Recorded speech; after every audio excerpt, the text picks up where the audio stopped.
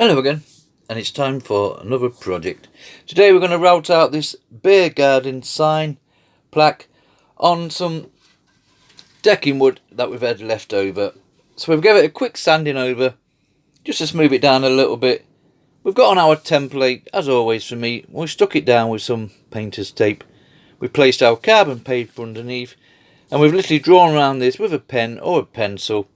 You can use a ruler for these straight edges, just to make it a little bit quicker. So we've drawn all over that. That way you can use this template over and over again if you wish. And there we have it. So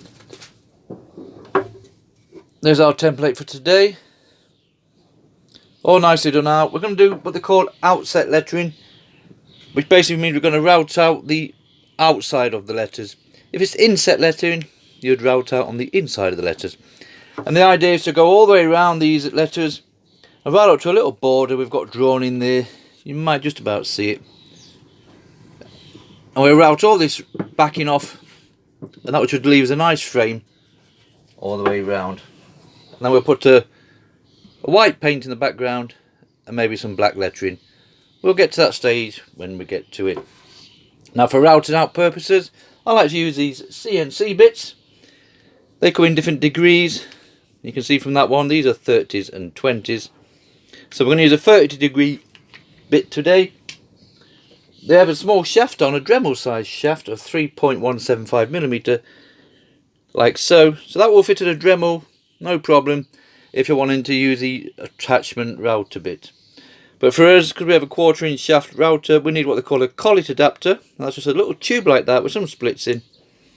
And your CNC slots into that. That is now got a 1/4-inch shaft on it, 6.35mm, and that will fit into your router, no problem.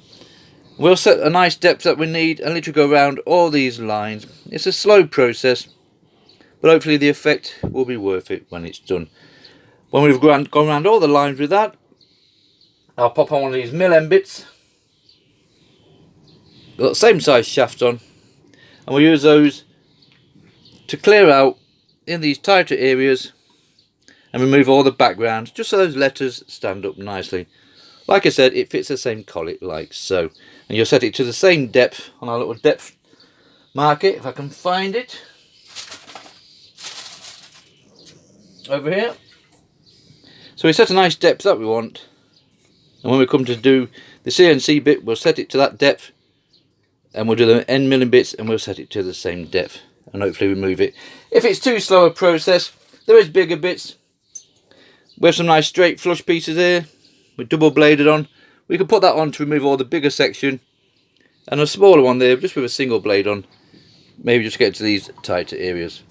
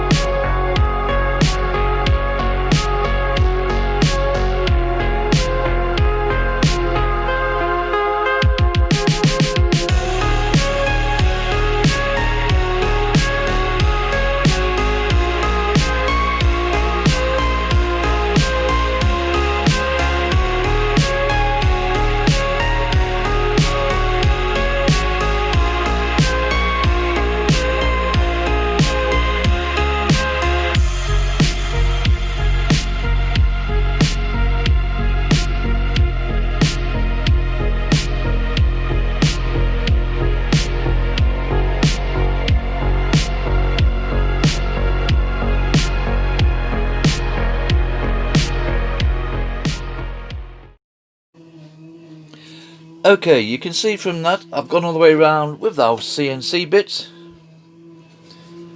That's cut out no problem. It is nice for cutting out this decking wood.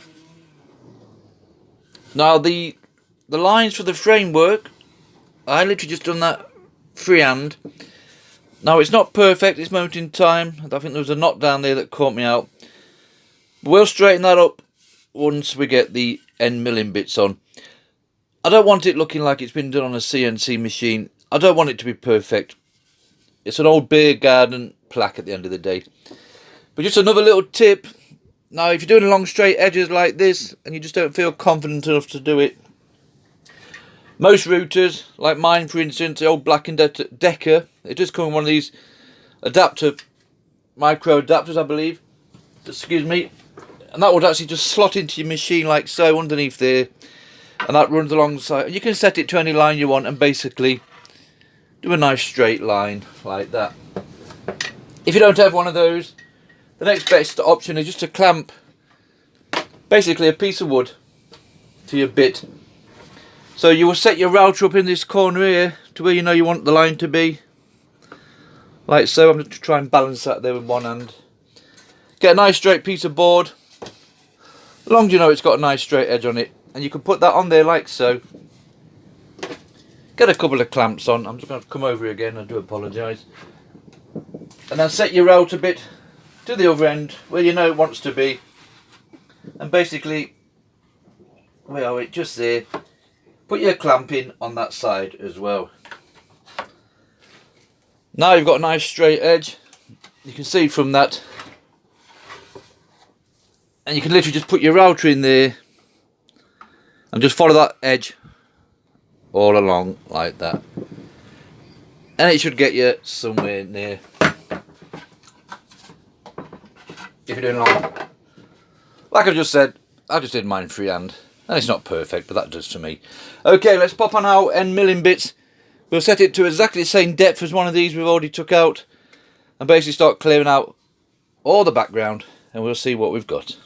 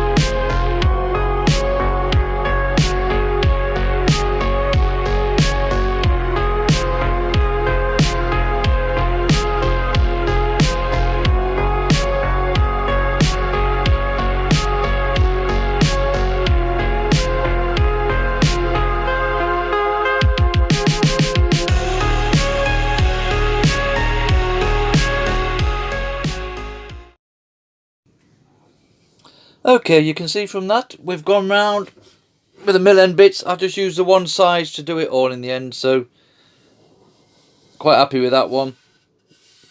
We've got them sides somewhere near. Are they perfect? I wouldn't say they are really, but I'm not too bothered personally. There's ways and means. If you want to make it perfect, that's entirely up to you, but I'm happy with this one as it is. So now I'll just give it a general tidy up. I'll go around with a little Dremel with some kind of engraving bit on, just something small like this. Just a quick skim round and we'll tidy these sides up. Then I like sanding over. It's quite smooth with them mill end bits, but it's never perfect. And then we'll get onto the painting side of things. So a quick tidy up first.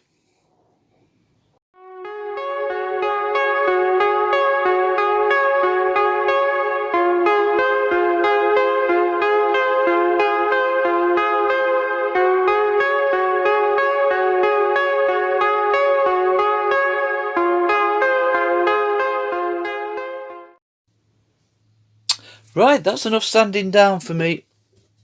It's near enough what I want. You can see from that. Now originally I was going to paint this a nice white background and black lettering. Fairly standard to be honest. But I've already done a previous project in those colours.